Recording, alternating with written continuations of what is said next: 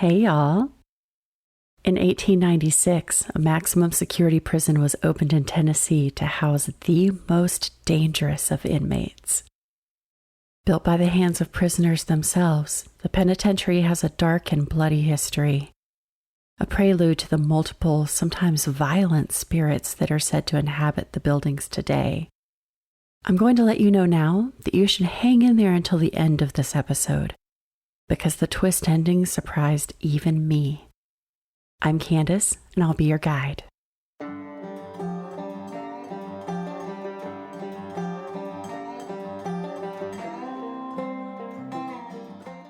Brushy Mountain State Penitentiary stands noticeably in the small town of Petros, Tennessee, about 40 miles west of Knoxville. The foreboding sandstone castle-like structure sticks out amongst the stone cliff face surrounding the yard on three sides. Tucked amongst the frozen head wilderness, which gets its name from the snow-capped peaks at high altitude each winter. For this reason, it is said, those who came to Brushy Mountain felt like all hope was lost. The prison earned the nickname the End of the Line, as it housed the state's most dangerous inmates, and successful escape was nearly impossible amongst the rugged terrain. During the prison's use in 1896 through 2009, no one knows exactly how many people died in the facility. But the best estimate is approximately 10,000 people have met their end at Brushy Mountain. Now, let me tell you that Brushy Mountain never performed executions, and maybe you'll understand why so much residual activity may remain there. Brushy Mountain State Penitentiary was built in 1896 by the hands of inmates at the end of the Coal Creek War. Before the prison existed where it does today, the surrounding mountains were used for coal mining. However, poor working conditions led to strikes, and prisoners were brought in to work in the mines. The contention and ongoing conflict led to bloodshed on each side, triggering the Coal Creek War. Eventually, in the conflict, the existing prison was burned to the ground, and the inmates were used to build the wooden structure that was the original Brushy Mountain State Penitentiary. Inmates were utilized to work the mines, saving the state of Tennessee in labor costs, and compromising the health and well-being of the prisoners until the mining practice was dismantled in the 1960s. If the inmates were found to have poor production in the mines, they were chained to the whipping post in the courtyard outside the prison and whipped until their prison jumpsuits were embedded into their flesh. Overcrowding, poor sanitation, black lung, and the onset of tuberculosis, typhoid fever, pneumonia, and syphilis within the walls caused the death of many inmates during this time frame. In 1931, the prison housed 976 men, about 300 over its capacity. To correct this issue, the authorities had inmates cut sandstone from the nearby quarry, and the plans were put into place for a new stone structure to replace the original wooden building. Constructed in the shape of a cross, the new facility is 4 stories tall, topped by battlements and surrounded by an 18-foot stone wall. Initially, the improvement in overcrowding and sanitation improved morale and health of the inmates. However, by the middle of the century, the prison was reclassified as maximum security, accepting the inmates who performed unspeakable crimes. Needless to say, the prison experience was about to turn especially dark for Brushy Mountain. One of the most foreboding experiences at Brushy is the solitary confinement area known as the Hole. According to the plaque posted, quote, "The Hole housed disobedient and dangerous inmates for days, weeks, even months at a time, if the warden deemed it right." The Hole wasn't just about solitary confinement to a 6 by 3 by 8 foot space. It was far worse. Inhabitants were once treated to quote-unquote suspension torture, tied by their thumbs to pulley cords hanging from the ceiling, toes barely touching the floor, for up to 30 minutes. This went on until 1905, when the practice was deemed inhumane by a state Senate commission panel. While the size of the hole increased to 4 by 8 by 10 feet when the new prison opened in 1933, and was still a dreadfully dark dungeon containing just a mattress and 2 buckets, one for fresh water, the other for a toilet.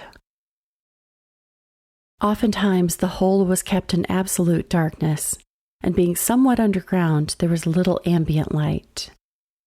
The prisoners would often lose their sight temporarily while they were kept down there, and rarely permanently. While trapped in the tiny cells of the hole, they would often leave tally marks on the walls to indicate how long they'd been down there, and were often subjected to long stretches of solitude. As I previously mentioned, with the bucket for the fresh water and the other for a toilet, inmates would try to find a way to mark the buckets so they wouldn't be mistaken for one another. In 1957, the hole was finally shut down, and instead, D Block was built. D Block is a small, freestanding building with a handful of one-person cells and a fenced, secured exercise area on a small patio outside. D Block was reserved for the most heinous of criminals, the scariest of the scary. Coincidentally, D Block was built on the site of the old Death House, where inmates' corpses were stored until they could be claimed by their families or buried in the nearby cemetery. It was, in essence, Brushy's morgue. Rumor has it that there was also a crematorium on site. As you've gathered, Brushy Mountain was known to be a very dark place where hope, along with much of the inmate population, died. With a gathering of the worst offenders in Tennessee, it's unsurprising there was so much jailhouse violence. In the cafeteria, there were often stabbings from butcher knives or attacks with meat cleavers, as this was the only area of the prison that the items could be easily obtained. A former inmate, George Wyatt, is now a tour guide at Brushy. He recounts one night when another inmate was stabbed to death, then skinned, gutted, and flushed down the prison toilet piece by piece to hide the evidence. This went on all night long. By morning, all that remained of the victim was a bag of bones. Quote, "There was some bad boys in here," unquote, George states. He also tells of a prisoner who spent 29 days locked in the abyss that was the hole, who smashed his head hard enough into the wall to end it. These stories are smattered amongst the tales of people being beaten to death in bathrooms, deliberately crushed on weight benches in the gym, and a man being burned alive by a Molotov cocktail thrown through the bars of his cell. Aside from the violence, the living conditions were still atrocious. George explains that his prison blanket was completely black from cockroach feces, and in the winter it once got so cold that his blanket was frozen to his cell wall. In 1972, the violence had reached such a state that the prison guards went on strike, demanding security improvements. The strike was enough to shut down the prison for 4 years. Improvements were made, but upon reopening in 1976, it was clear that it was still the same Brushy Mountain that it had always been. Barney Conley, a black prisoner, had requested transfer to another facility out of fear of his life.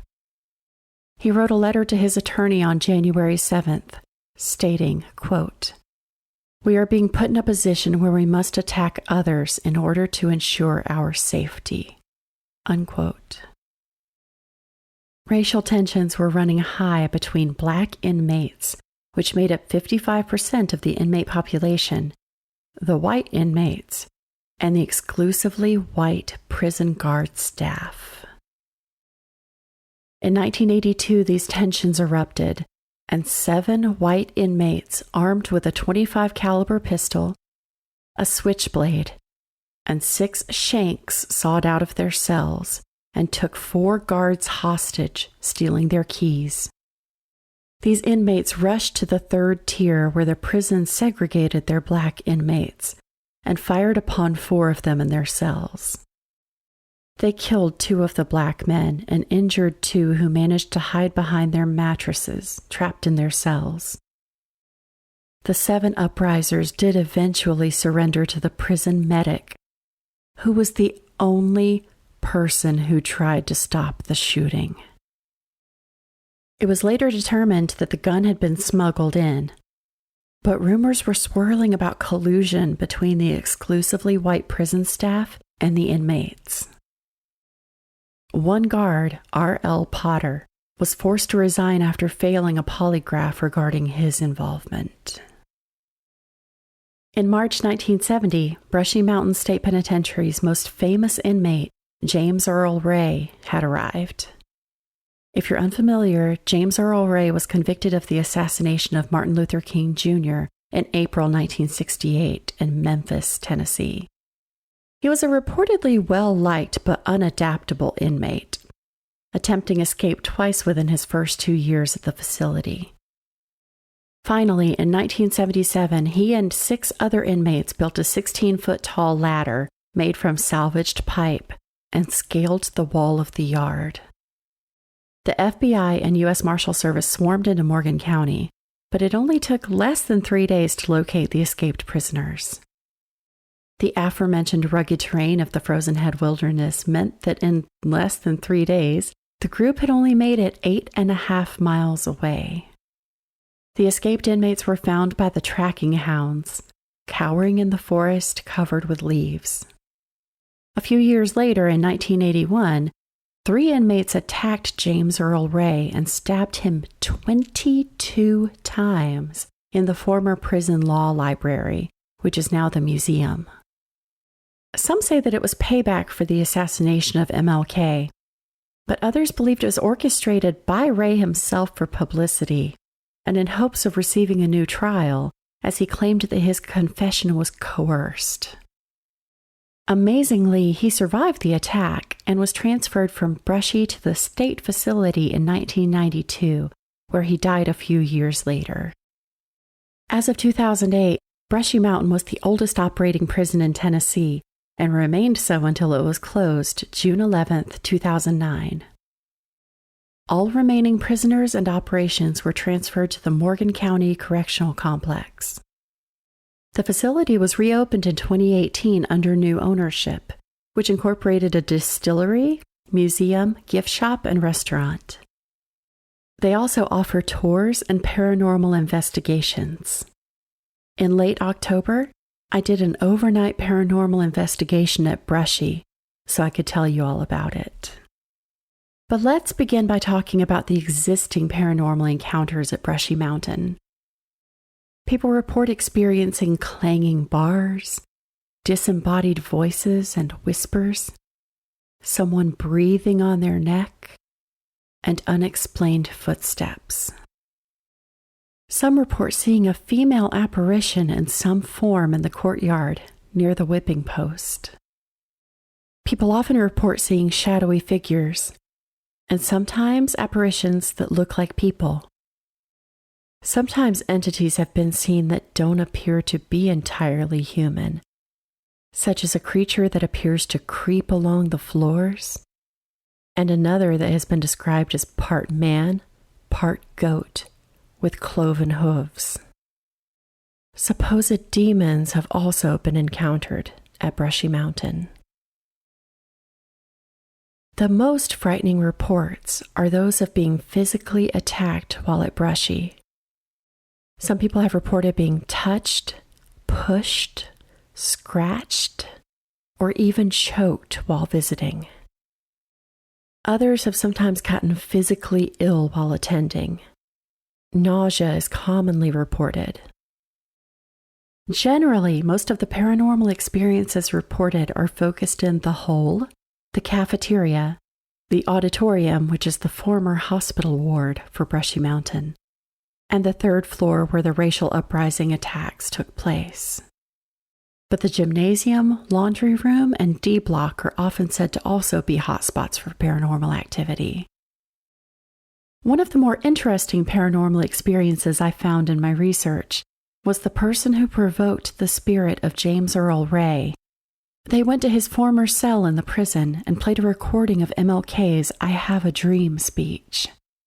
Then they caught an EVP of a voice stating, "Hush."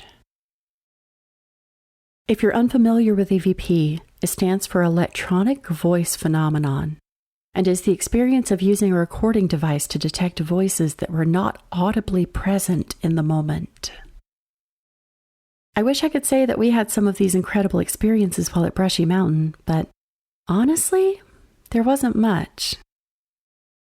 We dropped in for a while during the day to get the lay of the land, then returned that night for an investigation from 8 p.m. and stayed until around 2:30 a.m. During that time, my partner in crime for this investigation, Scott, saw a shadow pass in front of a window in D block. We don't believe anyone was outside to have done this, but can't be certain. In the cafeteria, there were a couple of flashlights. One commonly used trick is to unscrew the end of the flashlight, making it so the slightest touch makes it light up. We also had a couple of light-up cat toys, balls that would flash when they were touched. So we have 2 or more flashlights and 2 of the cat balls scattered in the room. One flashlight did illuminate and flash at times, as well as one of the cat balls. Sometimes this did seem to occur in timing with the group asking questions of whatever entity we may be interacting with. However, if we were talking to anything intelligent, it was unable to illuminate the other flashlight or the other cat ball. While in the main room outside of the hole, we came across a small group using a Flux 2 device and a spirit box-like device with headphones. They also had one of the aforementioned cat balls. The Flux 2 is a device that is meant for yes or no questions, with a green and red light for responses.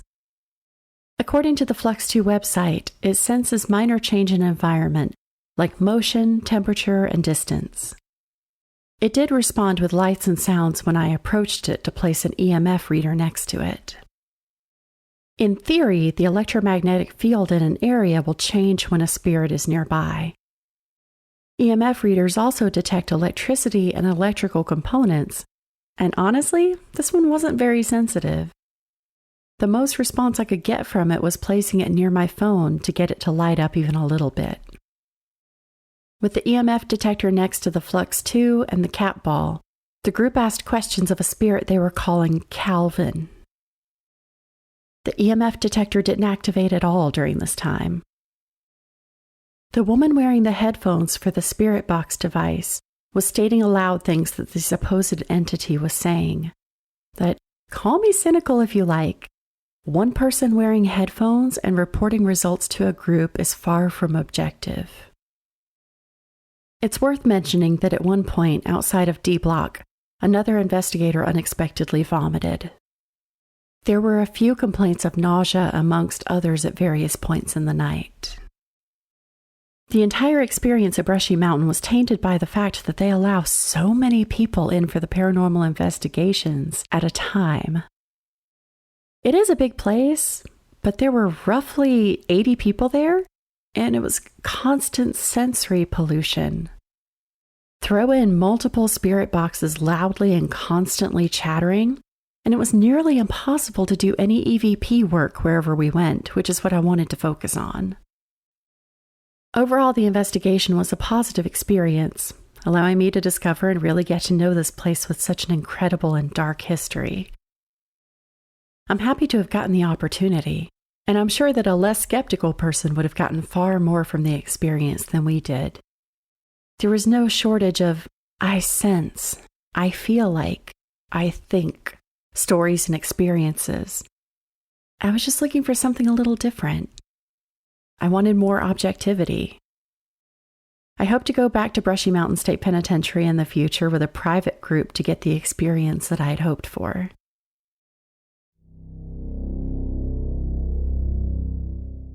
Okay, y'all. This is where I interrupt myself and depart from my own script.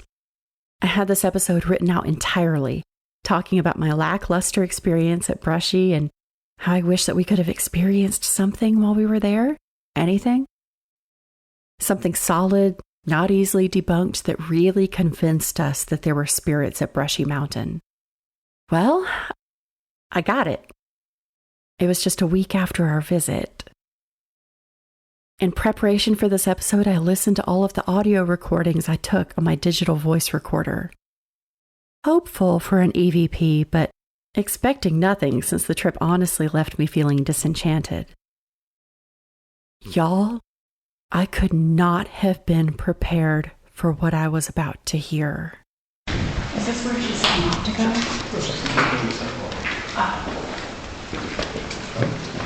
Is it good places? Yes. Is it going?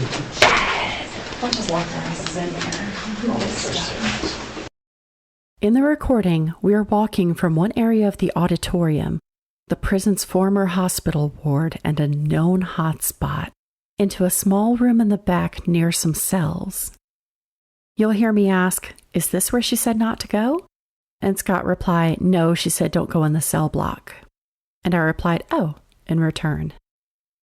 Then, as Scott resumes talking, a voice whispers directly into the microphone. Yes. Yes. Twice. Y'all, that voice was not present in the room with us at that time. To make this far scarier, I am fairly certain that it is my voice. And no, I definitely did not say those words. But I believe an entity used my voice in that moment, and that chills me to the bone. I've asked those closest to me, and opinions are mixed on whether they believe the voice to be mine or not, so you can give me your feedback on that one. I've heard of EVPs happening where a spirit uses someone's voice, but it's the first time it has happened to me. I can't debunk this recording. I ran experiments with my recorder after the fact, holding it at varying distances from my mouth, replicating a breeze, blowing into it, brushing it against various fabrics that I wore that night, etc. I cannot replicate a sound similar to that terrifying yes. Also, if you listen closely, the volume of the whisper is much louder than the surrounding audio. Something was whispering directly into the recorder that I was holding in my hand, which I'd been holding near my waist with my elbow bent. You can hear how far away it picks up our voices in the recording, but that whisper, it's right there. Also, you can hear how my next sentence after the whisper follows immediately in response to what Scott says. No delay to move away from the mic had this been me, and no time to take a breath. With all of that information to keep in mind, let me play it for you again. Is this where she said not to go?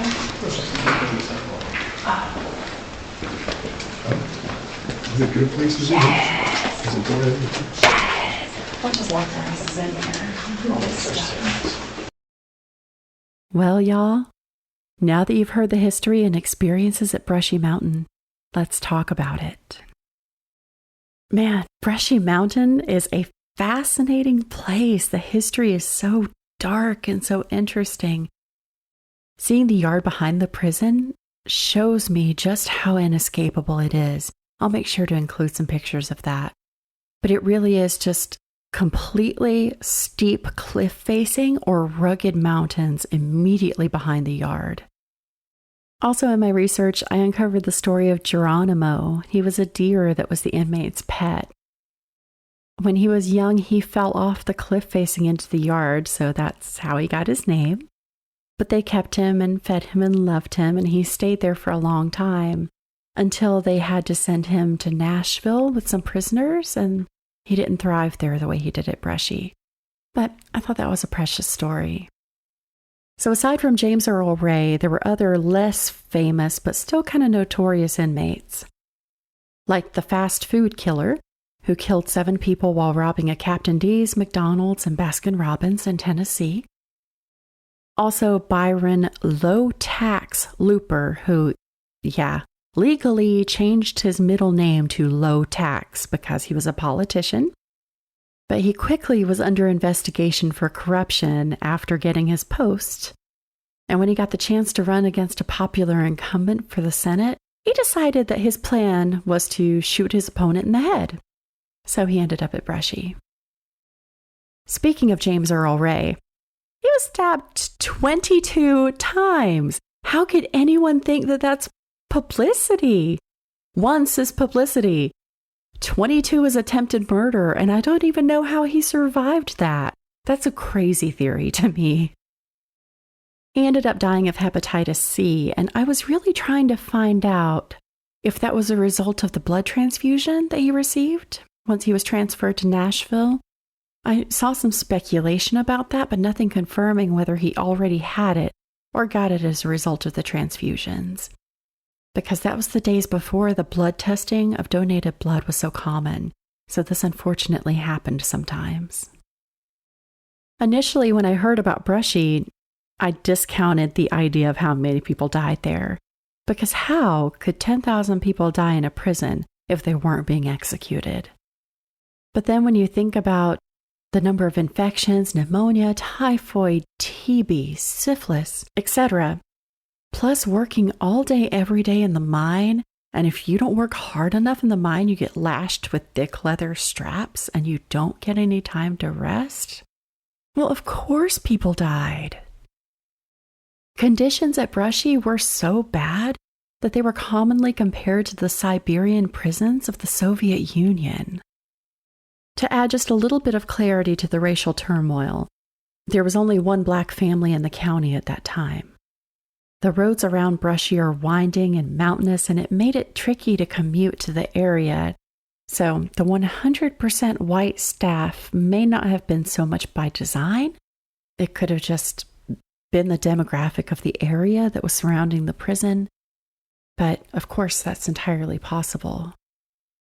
Brushy was such a rough place that they didn't even have a prison industry, which was very common at the time, because the authorities thought that machinery in the prison would, quote unquote, more readily arm the dangerous inmates. All right, let's get to the paranormal stuff. I have to start with the elephant in the room, y'all. That EVP has me thoroughly freaked out. I swear that's my voice, and that makes it so much scarier. I know I didn't say those words. I absolutely did not put the recorder up next to my mouth and say, yes, yes, at random in the middle of speaking with people. Had it not been my voice, it would have been cool and creepy, but the fact that it's my voice makes it terrifying, honestly.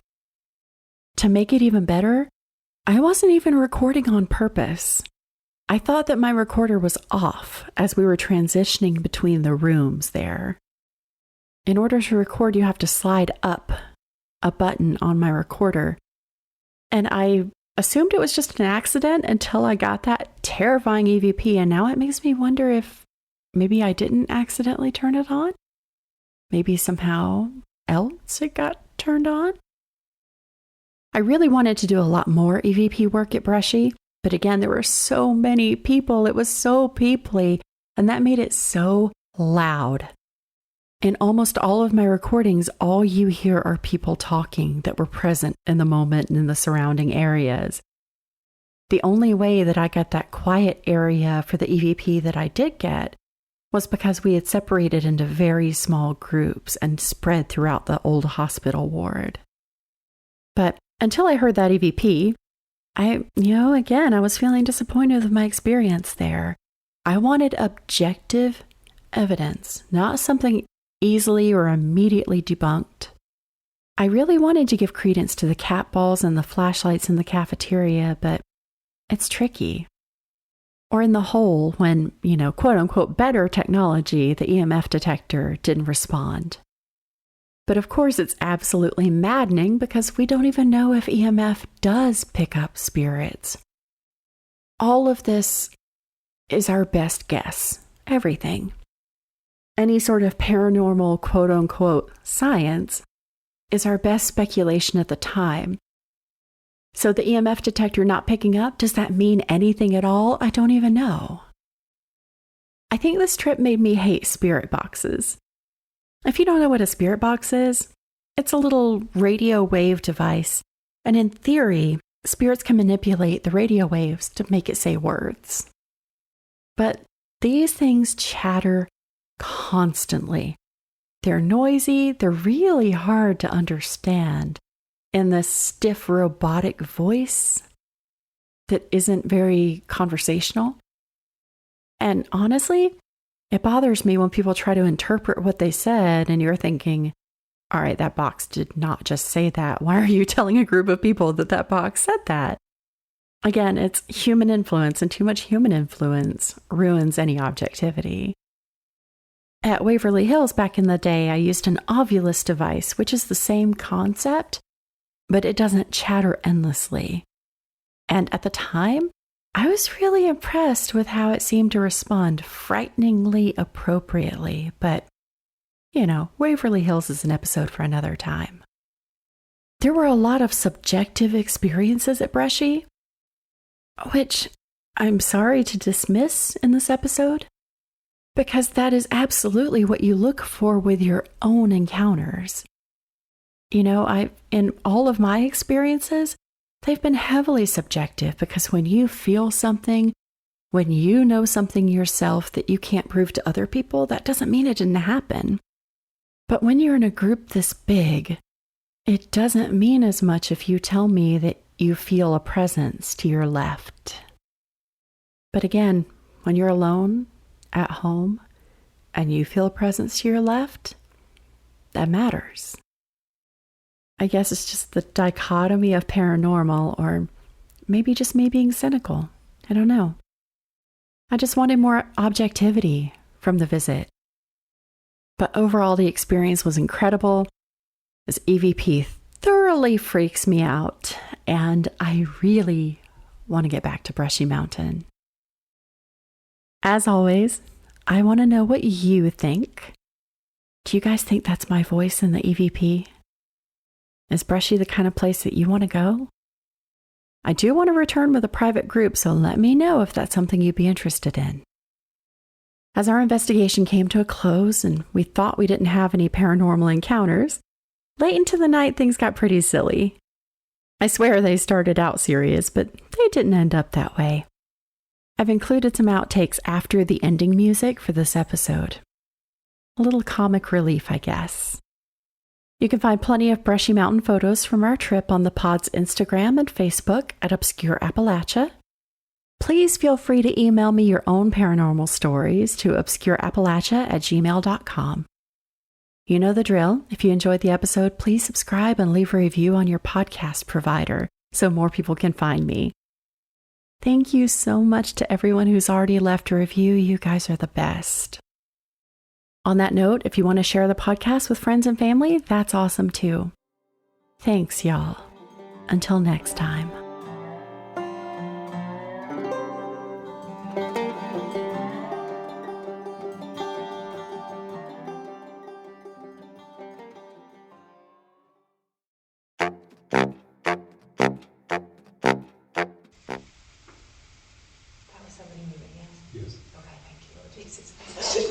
Y'all signed a waiver, I didn't. Are there actually any ghosts here, or are you just pretending? Tired of all these people coming in here and asking you stupid ass questions? I know you don't know what this is, but it's a phone. You can talk into it. Shut up, they don't know what this is. They don't know iPhones. Say hello.